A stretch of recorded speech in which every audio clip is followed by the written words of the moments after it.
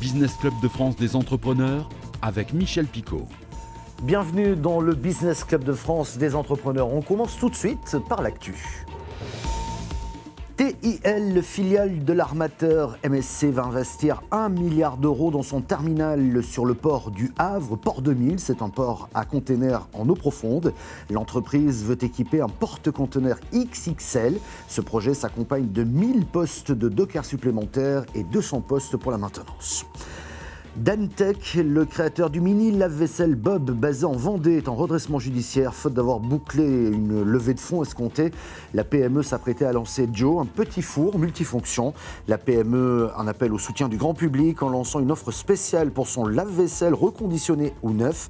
Elle vise les 6000 ventes. Une opération de précommande pour son four est également lancée.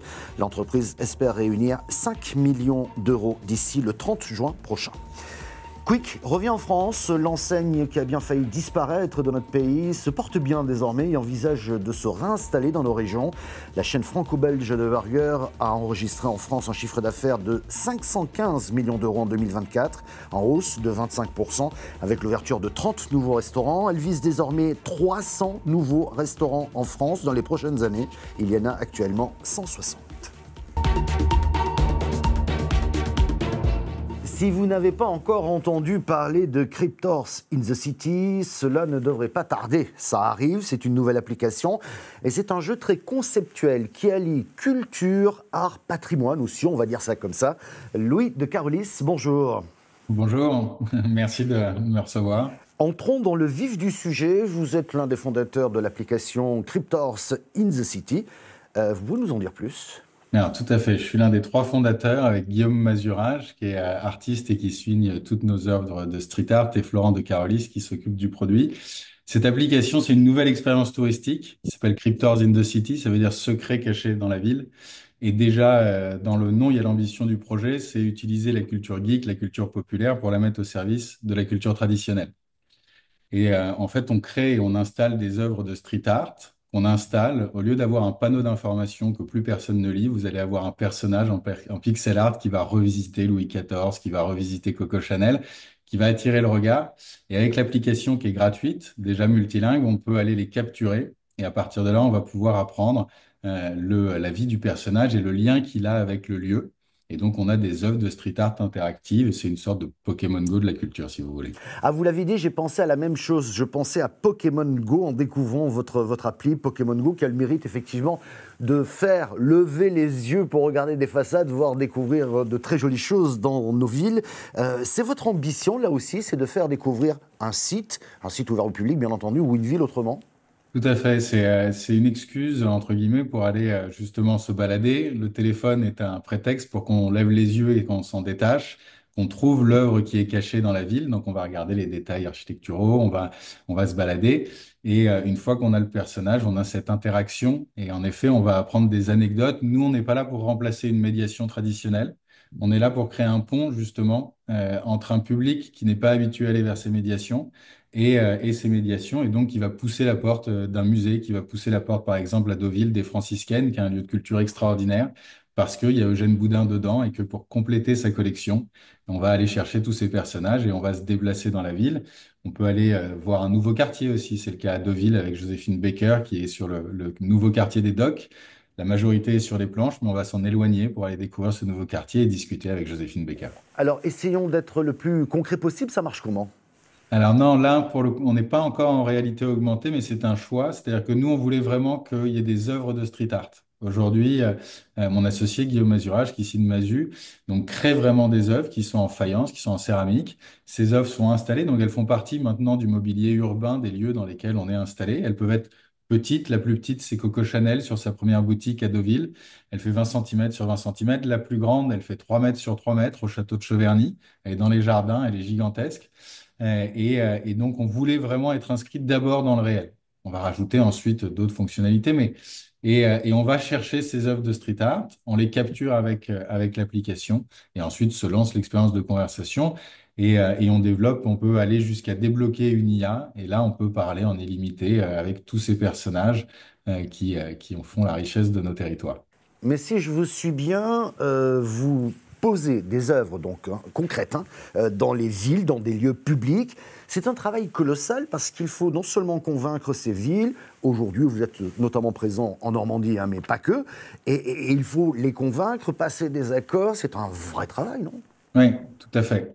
Et donc nous, la première étape, c'est en effet de convaincre les villes, mais on a de la chance, c'est que je crois que les pouvoirs publics regardent le projet avec beaucoup d'enthousiasme, parce que c'est une manière innovante d'utiliser le jeu vidéo, qui est quand même le premier produit culturel français et mondial. C'est 7 Français sur 10 qui jouent aux jeux vidéo. Et pourtant, dans les musées, dans les lieux de culture, dans les lieux de tourisme, il n'y a pas cette expérience-là. Donc on a un assez bon accueil, d'abord normand en effet, Deauville et Cabourg, mais on est aussi à Cheverny et on va s'installer là, on a des annonces qui arrivent dans les Hauts-de-France, en Nouvelle-Aquitaine, en Île-de-France. Donc l'expérience elle a 5 mois, mais avant l'été, on sera déjà dans pas mal de lieux à travers la France. Et donc ce jeu est gratuit pour les utilisateurs, mais il est où le business model ?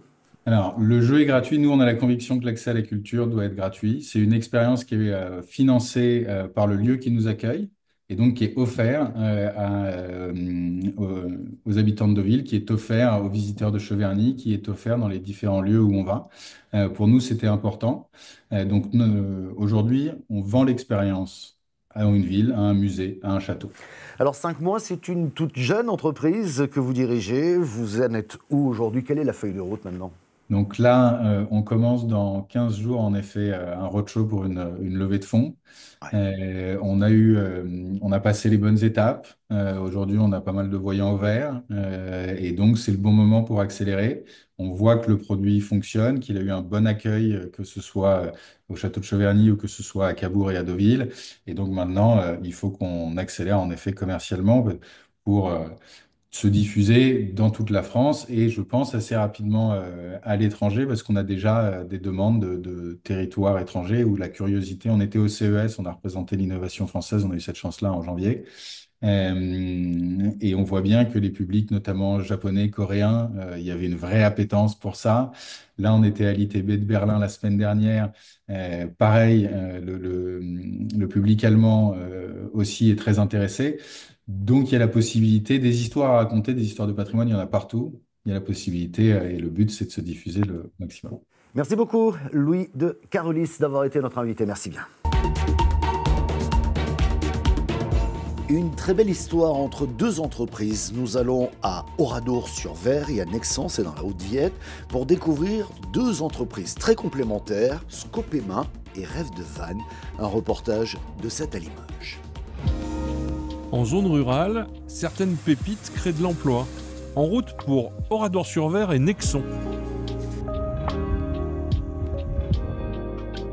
On fait 80% de notre activité à l'export, y compris en overseas, donc sur d'autres continents, où justement les États-Unis, Canada, c'est des normes différentes des normes européennes. Et il faut aussi répondre aux exigences et passer des crash tests spécifiques pour ces marchés. Scopema, c'est une usine à la campagne. Un peu plus de 60 personnes y travaillent à la fabrication de sièges et banquettes pour camping-cars. L'entreprise a été créée en 1966. Et elle est passée par, c'était RIB Automoto, elle est passée par un dépôt de bilan. Et donc en 81, à la suite du dépôt de bilan, c'est là où 6 salariés de l'époque sont devenus actionnaires en remettant leur prime de licenciement dans la société pour qu'elle puisse redémarrer sous forme de SCOP. D'où le nom Scopema, qui est Société Coopérative Ouvrière de Production d'équipements moto et auto. Donc pour garder l'historique des équipements moto et auto qui ont disparu aujourd'hui, parce que l'activité est 100%, quasiment 100% camping-car. C'est un statut qui change tout en fait. Il change l'esprit de conduite de l'entreprise. L'entreprise appartient à ses salariés, donc chacun est impliqué dans le développement de l'entreprise et chacun a conscience qu'il peut tirer bénéfice des résultats de l'entreprise. Et donc plus il s'implique, plus il contribue à la réussite de l'entreprise, plus il en tire les bénéfices personnellement également. Non, loin de là, à Nexans, une très petite entreprise artisanale s'intéresse à Scopema. Comment est-ce que vous les avez repérés en fait, Scopema ? Scopema, en recherchant une entreprise locale qui fait des embasses pivotantes et des sièges, ils sont ressortis naturellement. Je crois que c'est le seul constructeur français et j'ai la chance qu'il soit juste à côté. Donc naturellement, on s'est mis à travailler ensemble. Dans ce véhicule, qu'est-ce qu'il y a qui vient de l'usine ? La banquette sur laquelle je suis assis, banquette double pour 2 personnes, et les 2 embasses pivotantes qu'on a installées sous les sièges avant. On peut faire facilement pivoter, faites-moi voir. Et là, en pivotant, on organise un salon à l'intérieur du véhicule, quoi. Exactement. Allez, voilà, on a le siège qui pivote. Et une fois que les deux sont pivotés, on peut manger face à face en imaginant une table centrale. Oui, le but, c'est d'avoir la maîtrise totale du process de fabrication, dépendre le moins possible de sous-traitants ou de partenaires extérieurs pour intégrer le maximum du process et maîtriser de la matière première jusqu'au produit fini. Où la valeur ajoutée, elle se fait ici. Elle est entièrement ici. Une initiative intéressante de la ferme de la Rodée, c'est près de Dinan en Bretagne. Ils ont fait le choix de proposer aux investisseurs de devenir sociétaires, voire copropriétaires de leur propre ferme pour un prix d'entrée de 500 €. 500 €, c'est le prix d'une part. Une démarche originale. Rémi Goupil nous explique tout cela au micro de TBO. Je m'appelle Rémi Goupil. Je suis paysan à la ferme de la Rodée. On est au nord de Dinan. On lance un appel à souscription. On propose à nos clientes, à clients, voisins, voisines de rentrer au capital par la prise de part et de devenir copropriétaire du foncier agricole. Prendre une part aujourd'hui, c'est faire un placement solidaire de 500 € pour au moins 5 ans avec la possibilité de le récupérer plus tard. Il y a 200 parts qui sont à vendre aujourd'hui, qui représentent 100 000 €. Et on a déjà bien entamé le dispositif puisqu'on a déjà plus de la moitié de la somme qui est déjà rassemblée. L'intérêt pour nous, c'est que la différence entre un loyer de fermage et l'achat de la parcelle, il est quasiment du simple au double. C'est-à-dire qu'aujourd'hui, si on devait nous-mêmes acheter la terre, on devrait réaliser un emprunt, on aurait quasiment le double de charges annuelles par rapport au fermage que l'on verse. Le deuxième enjeu, c'est la transmission. Si demain je souhaite transmettre mon exploitation, je n'ai pas besoin de vendre également la terre. Je peux vendre uniquement les vaches, le matériel, et ça peut permettre à une jeune ou un jeune de s'installer beaucoup plus facilement. Et ce loyer continuera à être versé par la personne qui serait après moi. C'est une structure où au départ il y avait une seule personne, mon père. Aujourd'hui, on est 3 personnes qui travaillons, qui sont installées ici à la ferme de la Rodée. Irène Dulac qui est la maraîchère, Émeric Sanson le paysan boulanger, et moi Rémi Goupil qui suis éleveur. On a également une équipe de salariés. Au final, on est une équipe de 7 personnes. Donc moi, aujourd'hui, je suis vraiment très content. Si on veut aujourd'hui encourager l'agriculture paysanne et biologique, on peut le faire par ce moyen-là, en prenant des parts dans des systèmes de fermes collectives de type Terre de Liens, de type le GFA de la Rodée. Merci d'avoir suivi cette édition du Business Club de France des entrepreneurs, émission que vous pouvez retrouver en replay vidéo sur le site internet de votre télévision locale. Nous sommes également disponibles en podcast audio, mais aussi diffusés sur une dizaine de radios en France. Merci de votre fidélité, à la semaine prochaine.